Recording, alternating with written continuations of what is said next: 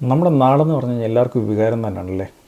ഞാൻ പറയാൻ കാരണം കഴിഞ്ഞ ദിവസം എൻ്റെ ഡ്യൂട്ടിക്കിടയിൽ ഒരു സംഭവം ഉണ്ടായി. എൻ്റെ വാർഡെന്ന് പറഞ്ഞു കഴിഞ്ഞാൽ സർജറിക്ക് മുന്നേ ഈ ഫിറ്റ്നസ് കൊടുക്കുന്നൊരു വാർഡാണ്.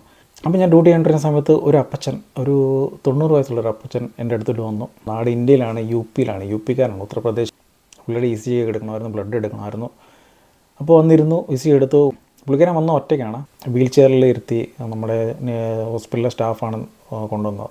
അപ്പോൾ അവിടെ വന്നിരുന്ന് ECG എടുത്തു. പിന്നെ ബ്ലഡൊക്കെ എടുത്തുകൊണ്ടിരുന്ന സമയത്ത് ഞാൻ ചോദിച്ചു, ഒറ്റയ്ക്കാണോ വന്നത്, വീട്ടിലാരും ഇല്ലായിരുന്നൊക്കെ ചോദിച്ചു. അപ്പം അദ്ദേഹം പറഞ്ഞു ആരുമില്ല, ഭാര്യ ഉണ്ടായിരുന്നു, 8 വർഷം മുന്നേ മരിച്ചുപോയി.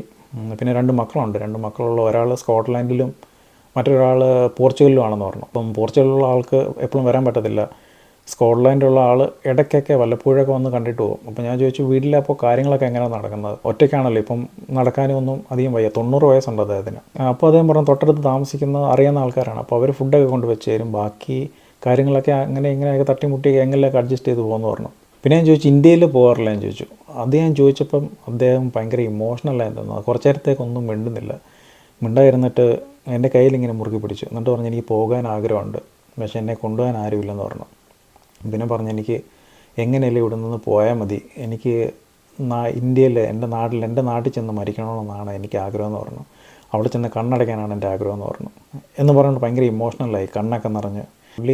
പുള്ളിയുടെ 32ാമത്തെ വയസ്സിലൂടെ വന്നതാണ്. ഇപ്പോൾ പുള്ളിക്ക് 90 വയസ്സുണ്ട്. ഒന്ന് ആലോചിച്ച് നോക്കി, ഇത്രയും വർഷമായിട്ട് ഇവിടെ നിന്ന് കഷ്ടപ്പെടുവാണ്. ഭാര്യ മരിച്ച തൊട്ട് 8 വർഷമായി. നാട്ടിൽ ചെന്നിട്ട് സ്വന്തം വീട്ടിൽ കിടന്ന് മരിക്കണമെന്ന് ആഗ്രഹമുള്ള ഒരാൾ. എനിക്കും സത്യം പറഞ്ഞ സങ്കടം വന്നു കേട്ടോ. എനിക്കും ആ സമയത്ത് നാട്ടിൽ പോയി കൊള്ളാമെന്ന് എനിക്കും അങ്ങനെ ഒരു തോന്നലുണ്ടായി. അതപ്പോൾ മാത്രമല്ല, എപ്പോഴും തോന്നാറുണ്ട്. നാടെന്ന് പറഞ്ഞാൽ ഒരു വികാരം തന്നെയാണ്.